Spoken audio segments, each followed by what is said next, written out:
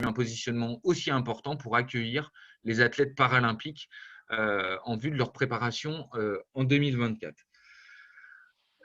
L'ensemble de ces centres de préparation aux Jeux qui ont été sélectionnés par le Paris 2024 vont intégrer le catalogue officiel le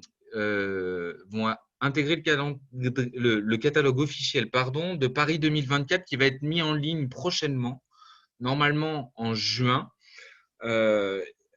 et à disposition de l'ensemble des comités sportifs nationaux, olympiques et paralympiques du monde entier. Donc, on va avoir une certaine visibilité dans ce catalogue. On a une légitimité puisqu'on a été sélectionné par Paris 2024 sur des équipements. En revanche, on est dans un contexte concurrentiel très fort. La carte qui vous est présentée très rapidement, elle vous montre un petit peu, on a 30 CPJ, nous, sélectionnés en Île-de-France, qui sera la région un peu olympique en 2024. Il y en a 130 à l'échelle régionale. Il y en a 620 à l'échelle nationale. Donc, on a un enjeu très important, au-delà d'être retenu officiellement par Paris 2024 en tant que CPJ, c'est de maximiser nos chances et de faire la différence dans ce catalogue de 620 CPJ pour que les délégations étrangères choisissent le Val-de-Marne plutôt que d'autres. Puisqu'on répond tous aux normes d'équipement sportif, et donc il va falloir avoir aussi des petits plus pour faire la différence, puisque cette sélection n'est qu'une étape et que la nouvelle étape aujourd'hui, c'est accueillir les sportifs du monde entier dans un contexte concurrentiel très fort. Et en définissant quelques règles, et c'est ce qu'on est en train de travailler avec les partenaires, notamment au niveau de la tarification des équipements, des services qu'on peut donner, d'une offre culturelle dans un environnement qui est très proche de Paris et des sites olympiques, mais qui est aussi préservé et un peu à l'extérieur de la frénésie parisienne. Et donc voilà, c'est tout ce travail maintenant qu'il nous faut mener. Et également un travail spécifique de lobbying et de promotion territoriale en mobilisant le mouvement sportif et les athlètes. On a plusieurs athlètes val-de-marnais qui vont aller au JO de Tokyo et on compte bien sur eux pour qu'ils fassent aussi la promotion du Val-de-Marne auprès de leurs collègues athlètes étrangers. Des actions de lobbying lors des événements et manifestations nationales et internationales. Petite information, par exemple, il va y avoir la Coupe du Monde de tir à l'arc en juin prochain. On est positionné sur un centre de tir à l'arc à Chenevière et à Viviers-sur-Marne et on est déjà en train de discuter avec nos partenaires pour accueillir des délégations de tir à l'arc étrangères pour se préparer chez nous en vue de cette Coupe du Monde en juin prochain. Donc voilà, c'est tout ce lobbying et cette mobilisation. La mobilisation des acteurs du tourisme également, au niveau de l'hébergement, des sites de visite, la promotion et de la valorisation du territoire pour mettre en avant le cadre de vie et la qualité de l'accueil et l'hospitalité en Val-de-Marne. On travaille sur la réalisation d'un outil de promotion de territoire et des CPJ. Et on travaille en dynamique, comme je vous l'ai dit, collectivement au sein d'un comité technique qui associe tous les acteurs. Pour conclure très rapidement, j'espère que je n'ai pas été trop long, mais il ne faut pas hésiter à me le dire. Deux petits points.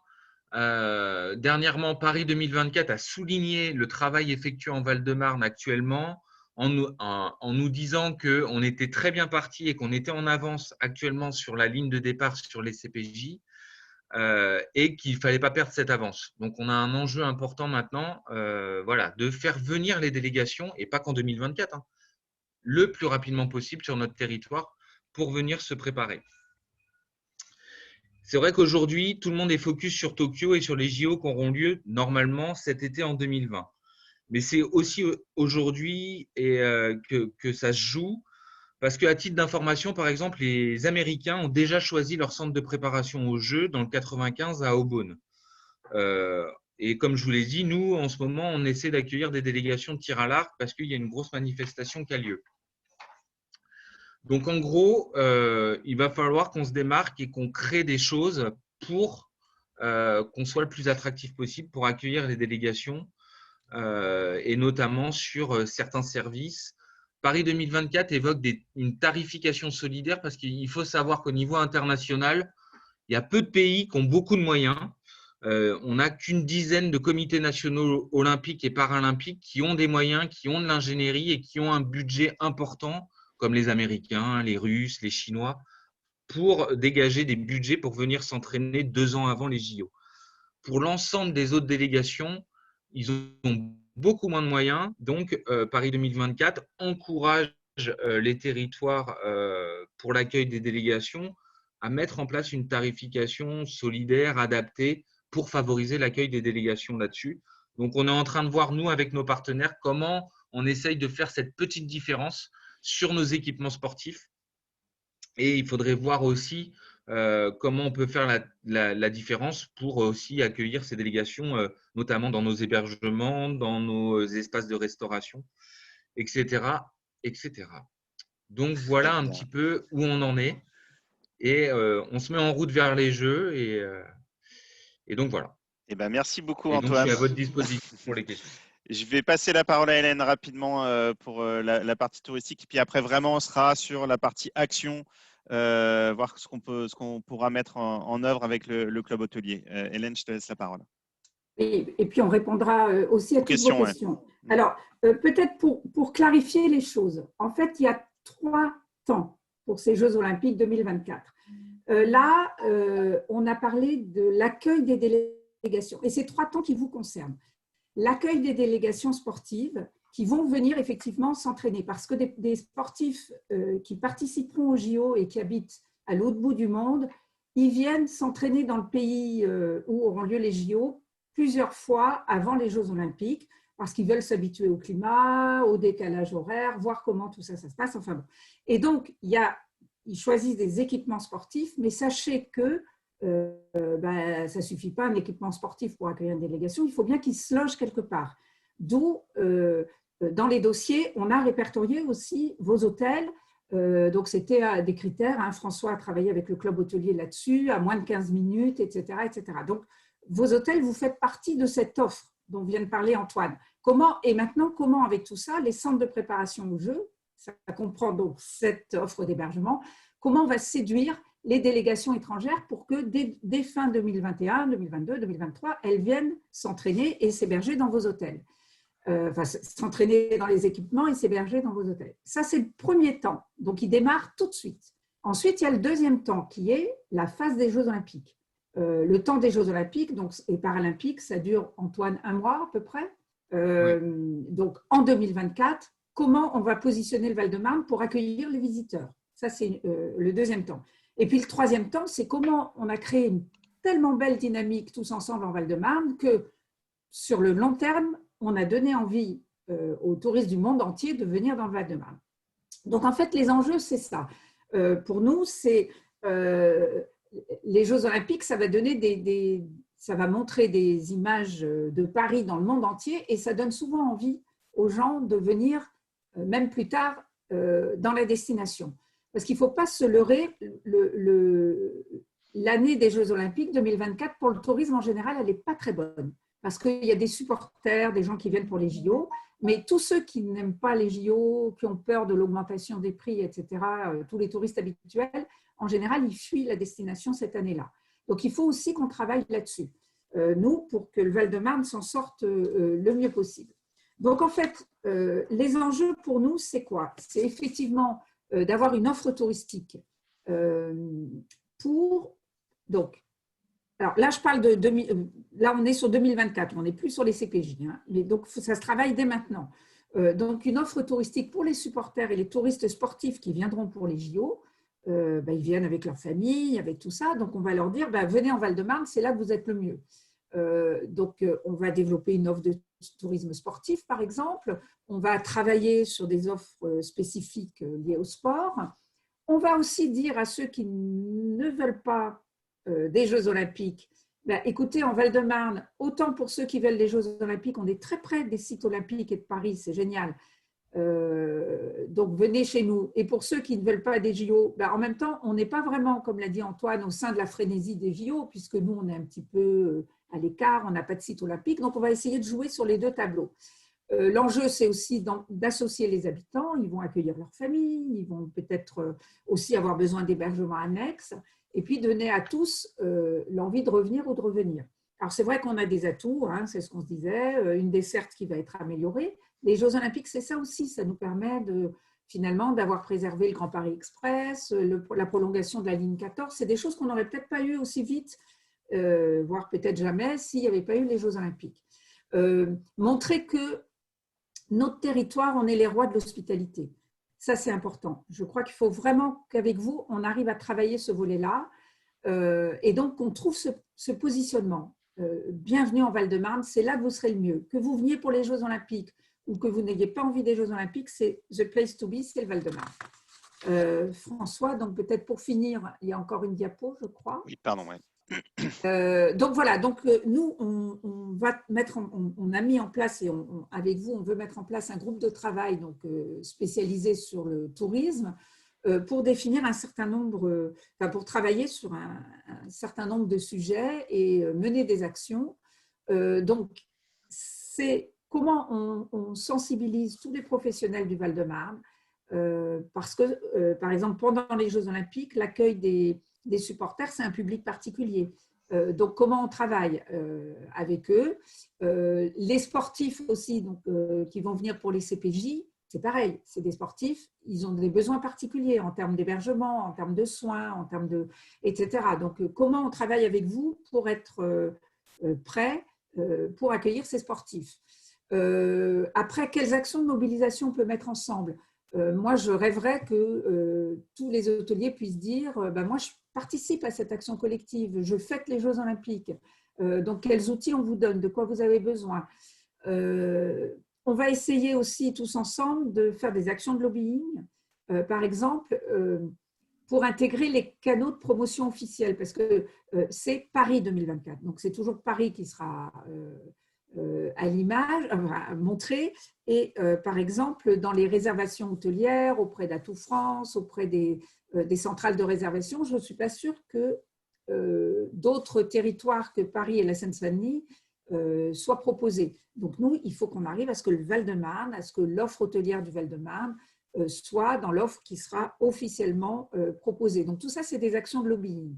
Pareil en communication et promotion, je ne détaille pas, mais on a réfléchi à plein de choses pour que le Val-de-Marne soit présent pour les journalistes, qu'on fasse partie des édictoires officiels, etc. etc. Et puis, on a nous aussi un autre enjeu, c'est d'emmener, donc c'est un enjeu qu'on partage avec le département, mais d'emmener les habitants à être complètement mobilisés. Donc, par exemple, dans les volontaires du tourisme que la région met en place pour accueillir les touristes, nous, on se dit qu'il faut qu'il y ait des Val-de-Marnais là-dedans et tous les volontaires, il faut qu'ils connaissent l'offre val-de-marnaise pour ne pas faire la promotion uniquement du Louvre et de la Tour Eiffel, mais pour dire qu'il y a aussi des choses à voir chez nous.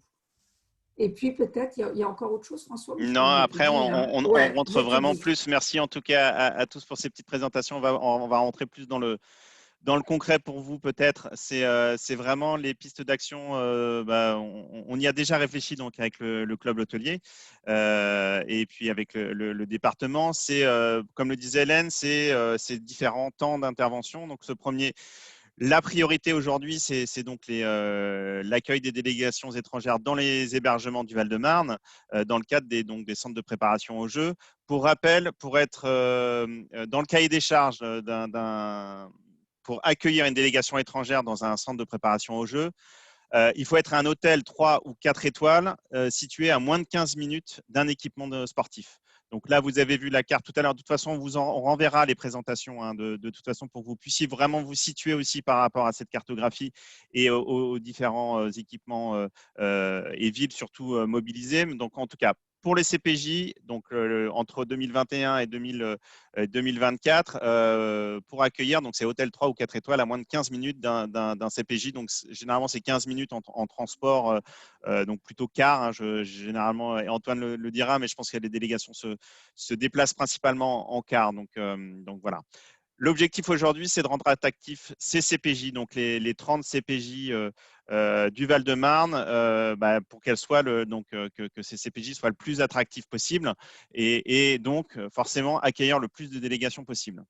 Donc, pour atteindre cet objectif-là, il y a plusieurs sujets sur lesquels il faut qu'on travaille. Donc, avec le club hôtelier, on s'est dit qu'il fallait travailler sur ces thématiques-là. Donc là, je vous laisse intervenir aussi si vous le souhaitez. Enfin, Christophe et Claudine, n'hésitez pas, puisqu'on a préparé tout ça ensemble. L'un des premiers sujets, c'est la tarification. La tarification donc, des hébergements qui vont accueillir des délégations, puisqu'en fait, l'idée, c'est pour rendre attractifs ces candidatures de CPJ, il faut qu'on puisse y ajouter vraiment des choses en plus. Le petit plus qui va faire que ces délégations vont venir chez nous plutôt que dans un autre département ou ailleurs. Donc, ça sera la tarification des hébergements. Comme il y a un sujet sur la tarification des équipements sportifs, comme le disait Antoine tout à l'heure, il y a forcément un chantier aussi à ouvrir sur la tarification des hébergements dans le cadre de ces CPJ. Donc là, le club a vraiment l'intention de travailler là-dessus. Autre sujet, c'est les services qu'on va proposer aux délégations. Donc, ça peut être les services de transport, ça peut être les visites qu'on va proposer. Donc, ça, c'est un peu notre travail à nous en tant que comité du tourisme. C'est vraiment aussi de se dire, nous, on va prendre en charge, nous, en tant que, ou en tout cas, on va développer et prendre en charge, en tout cas, cette offre de visite qu'on va proposer aux délégations. On va leur dire, si vous venez chez nous, vous allez venir vous héberger chez nous et vous entraîner chez nous. Mais en plus, nous, ce qu'on vous propose en plus, c'est de découvrir le territoire dans lequel vous allez être et vous entraîner. Il y a aussi, bien sûr, les services de traduction. Donc là aussi, je pense que là, il y a un travail à faire. On en parlait avec Antoine la dernière fois sur des partenariats à nouer.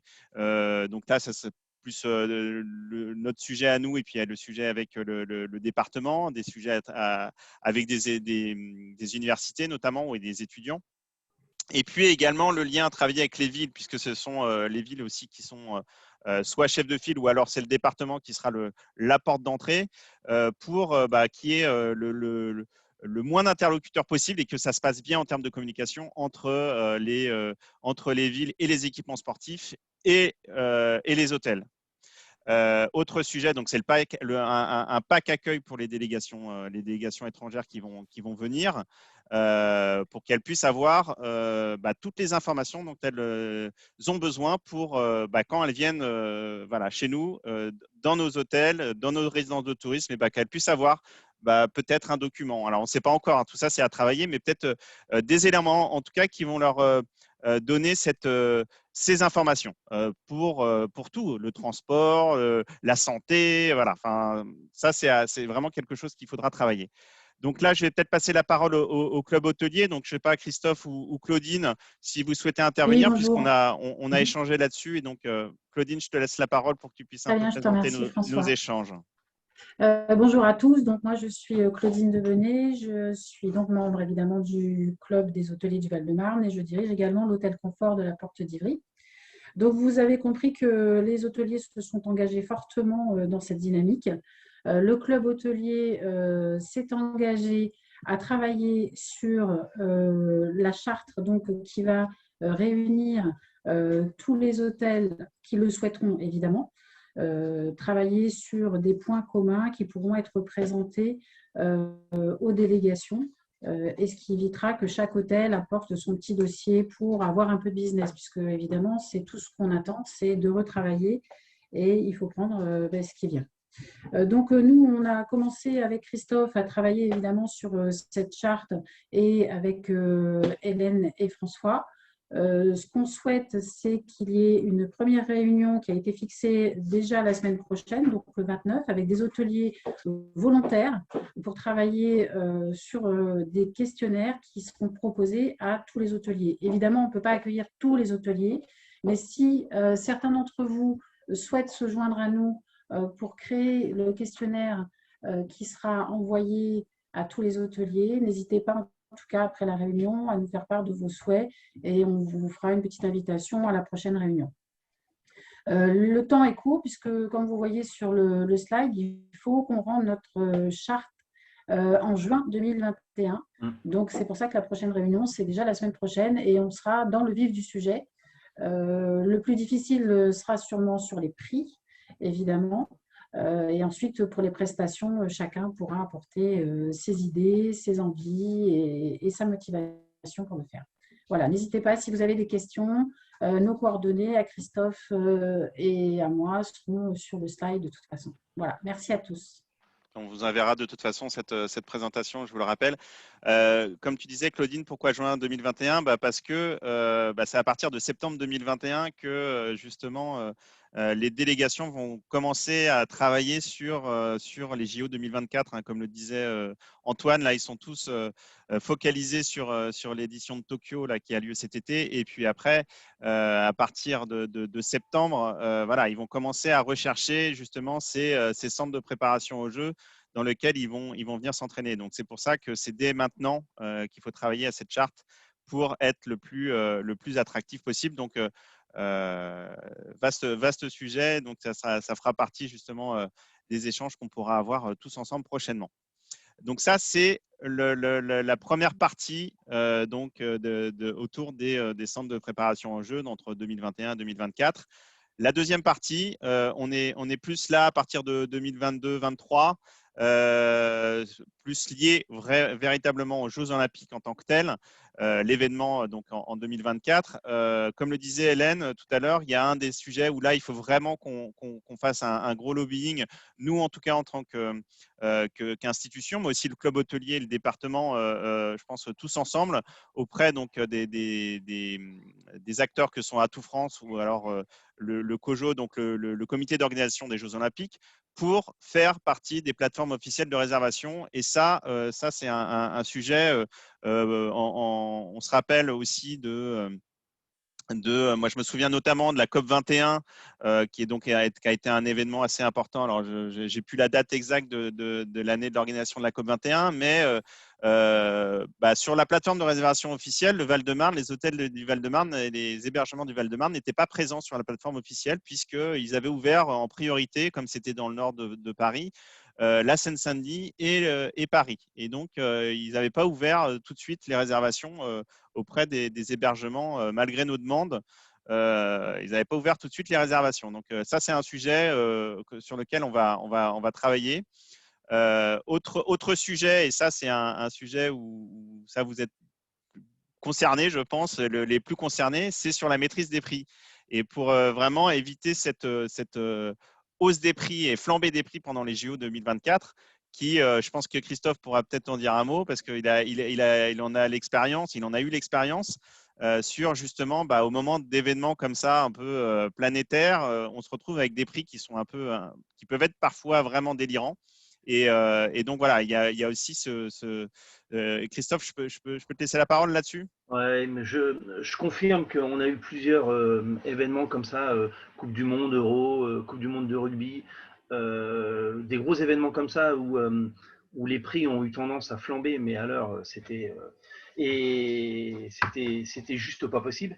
Et au dernier moment, les hôtels étaient vides parce que les gens ils ont été chercher de l'hôtellerie ailleurs et chez nos concurrents directs qui sont quand même Airbnb, qui là, eux, vendent et louent leurs appartements et leurs logements à des prix raisonnables. Et nous, le problème, c'est qu'on a fait flamber les prix. Et résultat des courses, on s'est aperçu que les portefeuilles ne montaient pas. Et résultat des courses, on a dégradé les prix à la dernière minute, mais malheureusement, il est trop tard, quoi. Et comme le disait Antoine, et on le dit depuis ce matin, c'est maintenant, c'est demain. Ça commence, il y a Tokyo et ça démarre maintenant. Donc nous, pour qu'on garde cette longueur d'avance, il faut commencer dès maintenant à se pencher à ces questions-là. Et c'est pour ça qu'on a accéléré un peu le timing. Mais je pense que plus vite qu'on est compétitif à présenter un projet sérieux, et plus vite qu'on aura des retombées, parce que je ne pense pas que toutes les délégations vont avoir le même budget, ça je n'y crois pas. Et il va falloir qu'on sorte notre épingle du jeu, et c'est maintenant. Ok. Juste pour information, tu parlais d'Airbnb. Pour information, Airbnb est partenaire des Jeux Olympiques. Et oui, ça, c'est aussi un point important. Ouais, juste pour vas-y, compléter, Antoine. Ouais. C'est Airbnb est le partenaire officiel du CIO, Oui, du CIO, Comité international olympique. Mais ça peut avoir des impacts très importants. Juste pour votre information très récente, ils sont très agressifs, notamment au niveau de Tokyo, là, où ils proposent des offres aux athlètes qui vont faire les JO pour les héberger, par exemple. D'accord. Là, ils ont fait une campagne de communication. Donc, c'est vrai que si on se réunit, on est plus fort face à cet opérateur d'accueil. Voilà, et il y a un enjeu important là-dessus aussi. Oui, c'est vrai que un peu dans un objectif idéal, si on arrivait à dire en Val-de-Marne, les hôteliers se sont engagés à maîtriser, je ne sais pas quoi, à proposer des prix pas au-delà de je ne sais pas quoi, enfin j'en sais rien comment, hein, ça c'est à vous de nous dire, mais ce serait un plus pour attirer les gens dans vos établissements. Ce serait d'abord, ça montre une dynamique collective. Et c'est vrai que ce soit les sportifs ou les touristes qui vont venir, ou tout ça, la question du prix, elle est super importante. Et c'est ça aussi qui fait fuir les touristes habituels. Parce qu'en général, ils se disent ah, c'est peut-être pas mal d'y aller pendant les JO, tout le monde sera dans les équipements sportifs, il n'y aura personne au Louvre et à la Tour Eiffel et je ne sais où, c'est peut-être le moment d'y aller, mais en même temps, les prix vont tellement augmenter, j'y vais pas à ce moment-là. Alors que si nous, notre territoire, on dit bah, nous, chez nous, non, vous pouvez venir quand même, on est là aussi pour vous, on est là pour tout le monde. Enfin, c'est vraiment des arguments décisifs, on le voit dans toute l'analyse des grands événements qu'on a pu faire, et notamment des Jeux Olympiques dans toutes les métropoles. Il y a vraiment ce phénomène-là qui se passe, quoi, qui est, comment on dit, qui repousse pour les JO. Et c'est là-dessus que se positionne Airbnb de façon intelligente, hein, en disant ben, les prix des restaurants vont augmenter, les prix des hôtels vont augmenter, venez chez nous, vous pouvez vous faire votre bouffe. Enfin bon, c'est un peu tous ces arguments-là. Donc Ouais, aussi, on ouais, a vas-y. des exemples là-dessus. On a des exemples. Par exemple, moi, je connais bien la région de Rouen. Alors, l'Armada, la première année, c'était les hôtels, ils ont monté les prix, ça a flambé. Au fur et à mesure que cet événement a eu lieu tous les 4 ans, bah, Airbnb s'est adapté au truc. Et aujourd'hui, l'Armada, c'est 50% de remplissage des taux des hôtels. Et pourtant, c'est une manifestation qui est. Et voilà, parce que les prix ont flambé et voilà, donc il faut vraiment qu'on reste attractif, sinon ça va être compliqué. Alors, on voit dans les questions, peut-être on va vous passer la parole, il y a quelqu'un qui dit, il me semble que l'on demande aux habitants d'héberger les délégations et donc Airbnb est directement invité. En fait, on ne demande pas aux habitants d'héberger, hein. On demande aux habitants d'être impliqués dans l'accueil, mais pas d'héberger et surtout pas les délégations, hein. Moi, je pense que les sportifs, ils sont en équipe, Antoine, hein, ils ont besoin d'équipements particuliers, ils ne vont pas aller chez les Non. habitants, ce n'est pas l'objectif, hein. Non, non, et puis alors là, en fait, c'est Airbnb qui donne une subvention aux athlètes pendant plusieurs années qui vont faire les JO pour utiliser plus Airbnb que des hôtels ou des résidences de tourisme. Voilà la dernière communication, je viens de vérifier. C'est quand Bon, même après, dingue, ça, hein. ouais, c'est du marketing de Airbnb à destination de sportifs olympiques et paralympiques. Non, moi, ce que je voulais souligner, c'est que, évidemment, dans l'accueil de délégations et de sportifs qui viennent se préparer, Airbnb ou des habitants ne pourront jamais proposer ce qu'attendent des délégations. Parce qu'au-delà d'avoir… alors, les délégations vont être différentes, hein. Ils ne vont pas arriver à 50. Une délégation de 50 qui vient en stage sportif, ils viennent par discipline sportive pour s'entraîner. Les plus grosses délégations que vous pouvez aller avoir, c'est des footballeurs ou des rugbyman et on a très peu de chances d'avoir. On est sur des autres disciplines où on aura des délégations qui seraient plus petites. Donc, pas forcément un bus de 50 places qui arrive. Mais de toute façon, qu'est-ce qu'ils attendent au-delà d'avoir un hébergement attractif? C'est aussi, et ça, je sais que vous le savez faire, mais parce qu'on l'a échangé avec le club des hôteliers, c'est aussi la capacité des hôteliers du Val-de-Marne de s'adapter en termes de propositions d'alimentation, de s'adapter à un rythme particulier de sportifs qui s'entraînent, de proposer des salles de réunion, peut-être un espace de récupération de massage quand ils arrivent le soir. Et ça, enfin voilà, Airbnb, je ne pense pas que est en capacité de le proposer ça. Par contre, nous, peut-être. Donc, juste autre sujet, là, je finis sur cette partie-là et puis après, on échangera justement ensemble, on répondra à toutes vos questions. Il y a aussi cette idée de créer un pack accueil pour les supporters, là aussi à disposition dans les hébergements pour que voilà, les supporters qui viendront s'héberger en Val-de-Marne puissent avoir justement toutes ces informations dont je parlais tout à l'heure pour les délégations, mais là, on est plus sur le public des supporters. Après, on est vraiment plus sur la qualité de l'accueil avec ce qu'on a déjà organisé avec le club hôtelier il y a 2 ans, je crois, ou 2 ans, je crois. C'est l'organisation d'Eductour, ce qu'on appelle un Eductour, c'est donc faire découvrir un territoire. Et donc là, c'est à destination du personnel d'accueil des hôtels, c'est-à-dire organiser que nous, on puisse organiser justement une découverte du territoire à vos personnels d'accueil qui sont derrière le comptoir et à qui on pose certainement beaucoup de questions. Et puis, c'est vrai que c'est bien de connaître aussi l'environnement à proximité. Donc ça, on l'a déjà fait et on le refera. On le refera justement pour que vous puissiez mieux connaître notre territoire, enfin votre territoire et notre territoire. Donc voilà, ça fait partie de la qualité de l'accueil aussi. Et puis, en termes de qualité de l'accueil aussi, c'était, Hélène en a déjà parlé tout à l'heure, c'est les volontaires du tourisme qui sont donc des stagiaires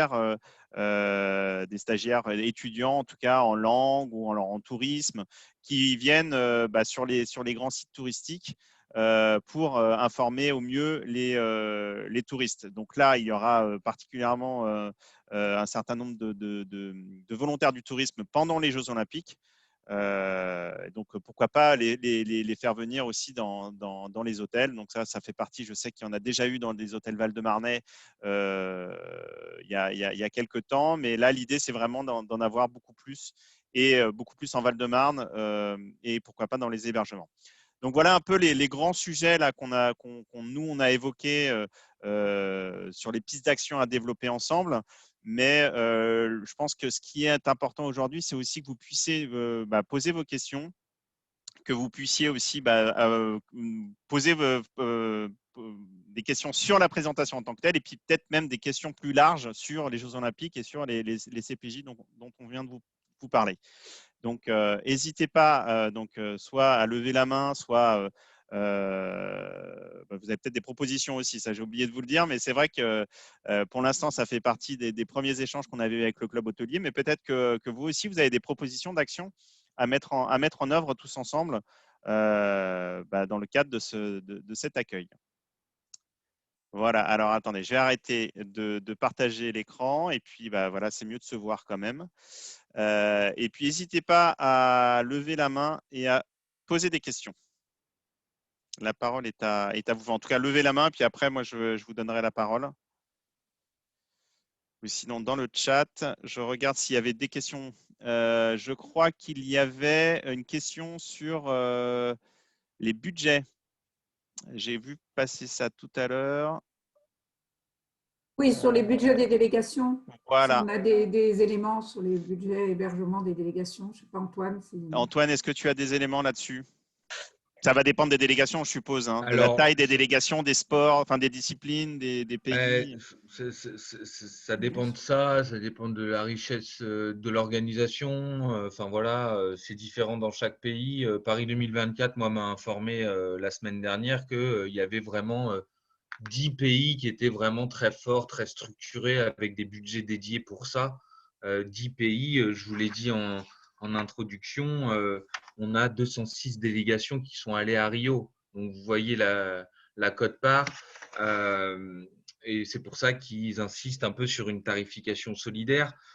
Nous, notamment sur ce point-là, au niveau de la thématique sport, avec les villes et avec le mouvement sportif, on essaye de voir comment on met à disposition gratuitement les équipements sportifs s'ils ne sont pas totalement privatisés quand ils viennent s'entraîner, et notamment aussi favoriser, on l'a dit, le lien avec les habitants. Donc voilà, c'est de leur mettre à disposition gratuitement les équipements sportifs, mais aussi avoir peut-être des entraînements publics, une séance de dédicace et un peu de mobilisation et de fête avec la population locale. Ce qu'il faut savoir, c'est que alors le CIO donne des enveloppes budgétaires aux délégations, donc enfin aux comités et aux pays étrangers, donc ils vont avoir certainement un budget, mais pour faire la différence, il faut qu'on maîtrise aussi nous notre offre pour être le plus attractif possible. Ce qu'il faut savoir, c'est que comment ça se passe, c'est la délégation, on a commencé à la séduire, elle a besoin d'informations complémentaires, elle nous appelle. Elle fait ouais, mais j'ai envie de me préparer, de faire un stage d'une semaine dans le Val-de-Marne. Votre équipement correspond, votre hôtel a l'air super à côté, etc. Et là, il y a une négociation qui s'engage avec la délégation et qui aboutit à une contractualisation. Donc, il y a une convention entre le CPJ qui accueille et la délégation pour fixer un petit peu les engagements de chacun sur leur accueil dans le Val-de-Marne. Voilà. Juste pour préciser aussi par rapport donc, aux candidatures CPJ, en novembre 2019, lors justement de la mise en place de ces dossiers, donc, nous vous avions sollicité pour avoir le plus d'informations possible par rapport au cahier des charges très strict du COJO sur les hébergements. Donc, on vous avait envoyé des questionnaires en ligne auxquels vous avez pu répondre ou pas d'ailleurs, mais ça, c'est pas grave en tant que tel, puisqu'en fait, on a pu après, dans un deuxième temps, venir compléter avec ce qu'on avait pu nous avoir, ce qu'on a nous en tant que CDT comme information sur les hôtels. Donc, on a recensé, lorsqu'il y avait une candidature CPG, tous les hébergements, donc 3-4 étoiles, dans un rayon de 15 minutes, pardon. Et donc, on a envoyé. Donc là, vos hôtels ont été en tout cas identifiés en fonction des villes et des CPJ qui ont été candidates et qui ont été retenues d'ailleurs.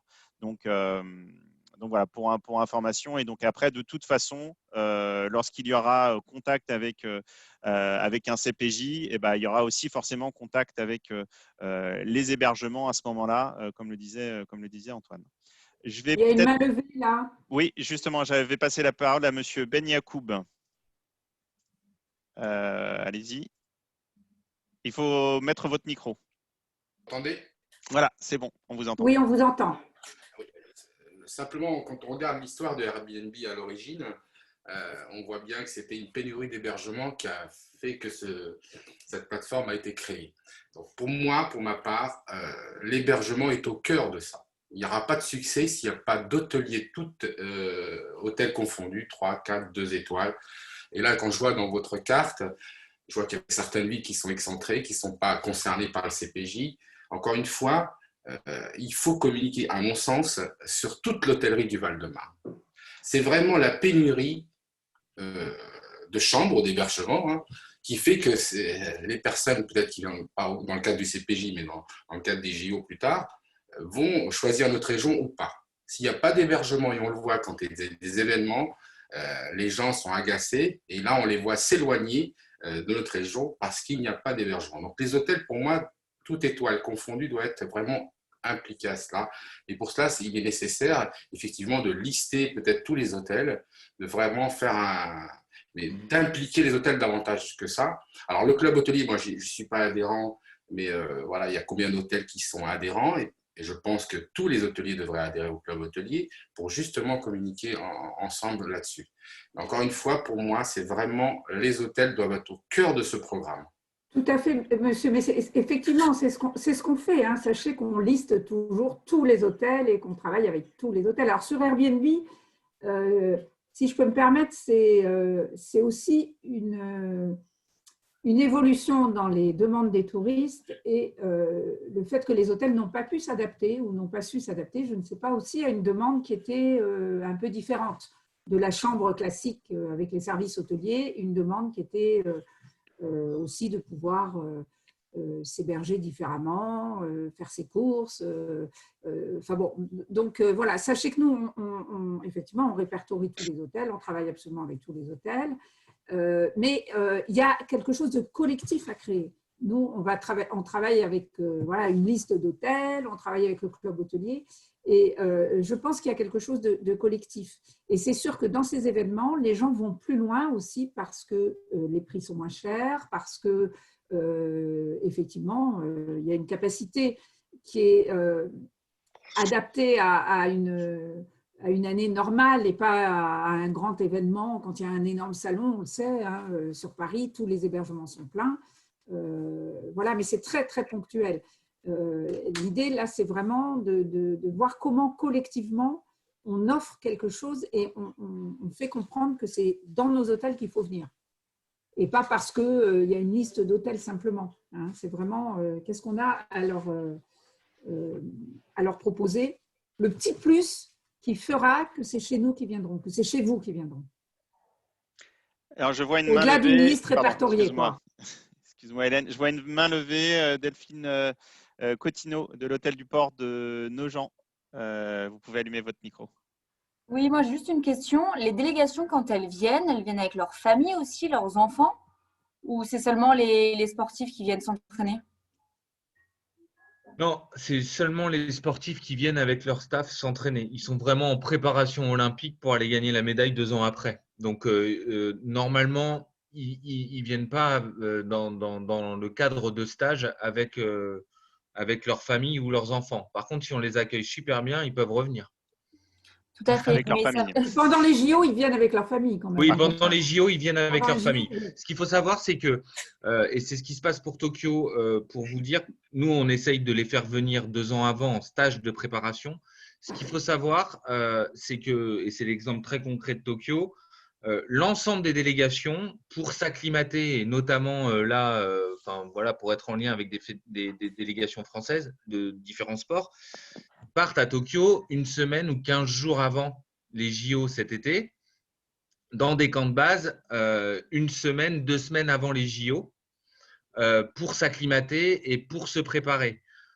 Tokyo, c'est un peu particulier, vous l'avez vu, il n'y aura pas de public, il n'y aura pas d'étrangers, les familles n'auront pas le droit de les suivre. 2024, ça va peut-être être les Jeux du renouveau, où on l'espère tous, le public va revenir, le monde va pouvoir assister à ça. Et là, par contre, les 15 jours avant, les familles, elles viennent voir les sportifs qu'elles accompagnent.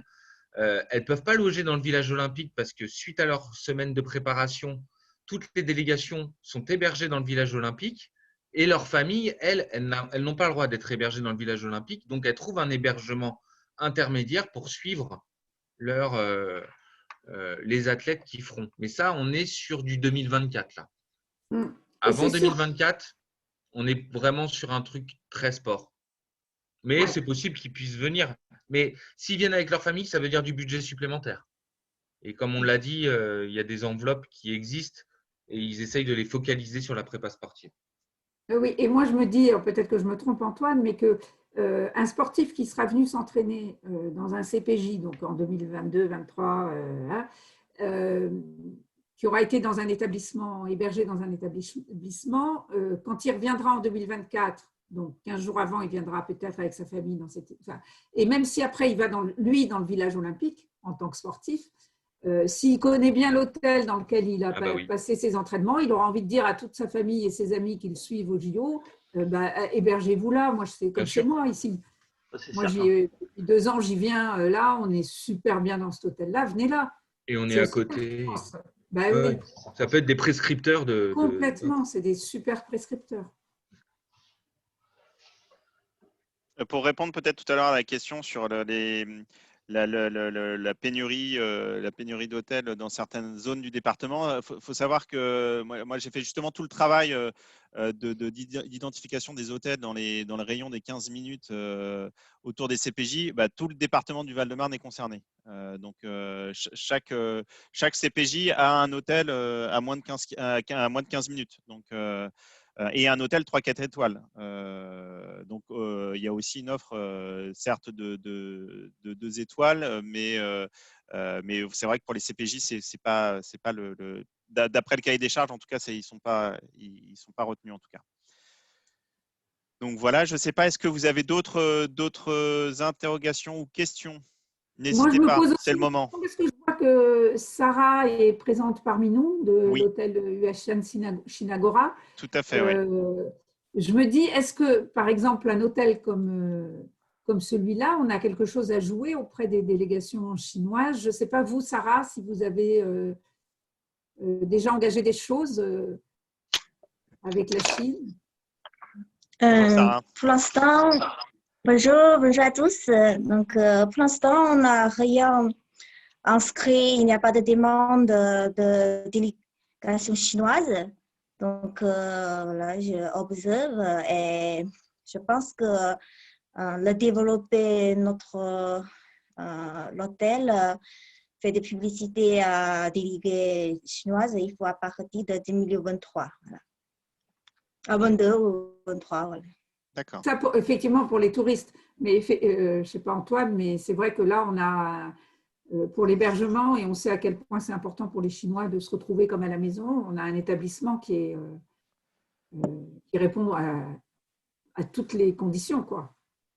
Oui, et puis Oui, Joinville nous, excusez-moi Madame You, Joinville nous a informé qu'elle était en lien avec des délégations chinoises d'aviron et de canoë à Joinville-le-Pont pour venir voir un site d'entraînement très prochainement. Donc, enfin voilà, l'objectif c'est de faire des connexions comme ça. oui, c'est formidable. Par contre, on a déjà essayé pour on se souvient, le football féminin, la dernière fois pour la délégation chinoise. On a fait la candidature avec notre hôtel. Finalement, la critique est très, très stricte. Donc, finalement, voilà, nous n'avons pas pu accueillir le jeu de football féminin. Donc, c'est un peu difficile de, voilà, avec toute la critique déléguée chinoise. Je pense qu'eux, ils ont beaucoup de détails et on doit respecter. Les critères, oui. Ouais, les critères, les détails, on doit respecter. Donc, j'aime bien l'accueillir chez 94 Val-de-Marne aussi, que, voilà, pourquoi pas hôtel Shinagora.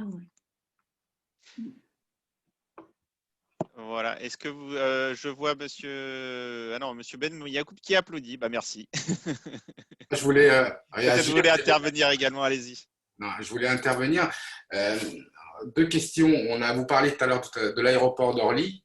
Est-ce que c'est le Val-de-Marne ou est-ce que c'est Paris? Est-ce qu'il y a prévu une promotion dans cet aéroport qui est stratégique pour le Val-de-Marne? Deuxième également site, l'INSEP. Est-ce que c'est Paris ou est-ce que c'est le Val-de-Marne? Est-ce que c'est Paris qui va venir un petit peu sur les plates-bandes du Val-de-Marne? Voilà, deux endroits où le CDT, pour moi, doit communiquer à l'arrivée l'aéroport de Paris. Est-ce que c'est l'aéroport d'Orly ou est-ce que c'est l'aéroport de Paris? Alors, je vais répondre là-dessus, puis je laisserai Antoine répondre sur l'INSEP. Sur l'aéroport d'Orly, il faut savoir qu'on communique, ceci dit, dans la vie normale, hein, qui est ni la vie Jeux Olympiques, ni la vie d'aujourd'hui. La vie normale fait que les touristes qui arrivent à Orly, en général, ils partent tout de suite. Pour eux, ils sont arrivés à Paris. L'aéroport, c'est partout dans toutes les métropoles du monde. Hein. C'est comme ça, quand on arrive dans l'aéroport, on est arrivé dans la ville de destination. Et la ville de destination, c'est Paris. C'est quand même un aéroport, un des trois aéroports de Paris. Alors après, nous, on essaye de communiquer. Et c'est là que les hôtels ont un rôle important. Parce qu'effectivement, au-delà d'être la porte d'entrée de la destination, la plateforme d'Orly, c'est aussi un lieu d'hébergement pour beaucoup de touristes, soit qui reprennent l'avion le lendemain, soit qui arrivent. Enfin bon, et donc c'est plus avec les hôtels qu'il faut qu'on travaille. C'est pour ça que je vous invite à rejoindre vraiment le club hôtelier, le CDT, parce que là, il y a quelque chose localement à faire. Alors, après, pour tous les hôtels du Val-de-Marne, quand des touristes sont hébergés, a priori, ils sont là parce qu'ils ont quelque chose à faire ou à visiter à Paris, mais en même temps, ils sont hébergés chez nous. Et nous, c'est important de leur dire, écoutez, dans votre séjour, passez quand même du temps en Val-de-Marne. Et donc, d'essayer de travailler localement autour de l'hôtel, sur l'offre qu'il y a à avoir. Voilà, c'est comme ça qu'on travaille. Je ne sais pas si tu veux compléter, François, mais c'est un site qui est en Val-de-Marne, mais soyons réalistes, c'est la porte d'entrée de la destination Paris. Oui, mais ils arrivent bien avant. Enfin, on parle pas des JO, on parle de la préparation. Je parle de communication dans l'aéroport. Est-ce que vous avez le droit, vous, le CDT? Je vois des belles chaises derrière vous, Val-de-Marne, touristes, ce genre de banderole dans l'aéroport. En 2020, c'est pas non plus. Est-ce que vous avez le droit de communiquer le CDT dans l'aéroport en préparation psychologique des futurs sportifs ou de délégation? Voilà, ça s'appelle de la communication. Et est-ce qu'il y aura de la communication ciblée? Oui, alors moi je pense que quand on est dans l'aéroport, c'est trop tard. Hein. C'est déjà trop tard, on est arrivé. Donc la communication, pour moi, elle est en amont. Sachez que toute notre stratégie quand même touristique envers les touristes internationaux, pour nous, le Val-de-Marne, elle est quelque part de se revendiquer de la destination Paris, parce que le Val-de-Marne, ce n'est pas connu, hein, ni par les Australiens, ni par les Américains. Si on leur dit Val-de-Marne, d'abord, ils ne savent pas où c'est. Après, éventuellement, ils confondent avec Disney, parce que Val-de-Marne, c'est Marne-la-Vallée. Donc, par contre, ce qu'on fait, c'est d'expliquer qu'on est si proche de Paris, ils nous choisissent pour ça, parce qu'il y a du transport, du machin, et qu'on a une offre qui permet, une fois qu'ils ont réservé leur hôtel, etc., on leur explique, on va tenter de leur expliquer qu'ils sont en Val-de-Marne. Mais à mon avis, quand on arrive à Paris, quand on arrive à Orly, sincèrement, c'est déjà trop tard. C'est déjà trop tard. Donc on travaille avec Orly, on travaille, je vous dis, avec le comité régional du tourisme, mais surtout avec l'Office du tourisme et des congrès de Paris, pour dire qu'on fait complètement partie de cette destination, on n'est pas loin de la destination Paris, on est en plein dedans, et en même temps qu'on a des atouts qu'il n'y a pas dans le centre de Paris. On n'a pas l'offre du centre de Paris, mais on a des atouts aussi différents. C'est un peu comme ça qu'on travaille. Et alors, par ailleurs, on travaille très bien avec l'aéroport d'Orly. Hein. Ils sont membres de notre conseil d'administration. C'est des partenaires très précieux et sur lesquels on s'appuie. Mais on n'aura pas, nous, le CDT, un centre Val-de-Marne, un centre d'accueil des touristes. Par contre, il y a un centre CRT et là, on alimente ce centre-là. Mais on n'a pas d'illusion sur Val-de-Marne à l'autre bout du monde. Hein. Voilà. Par contre, on joue cette carte et c'est pour ça que c'est intéressant pour les Jeux Olympiques aussi de dire on fait partie de Paris 2024. On n'a peut-être pas de centre chez nous, de site d'épreuve, mais on fait partie de complètement la dynamique Paris 2024. On n'est pas en dehors.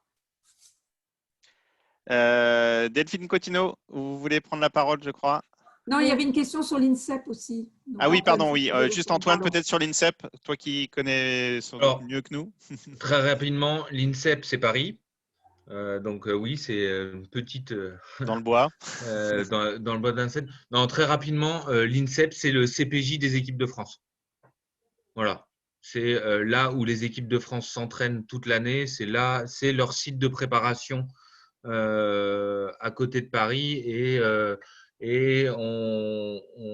je pense que ça sera très difficile d'y rentrer avec des délégations étrangères.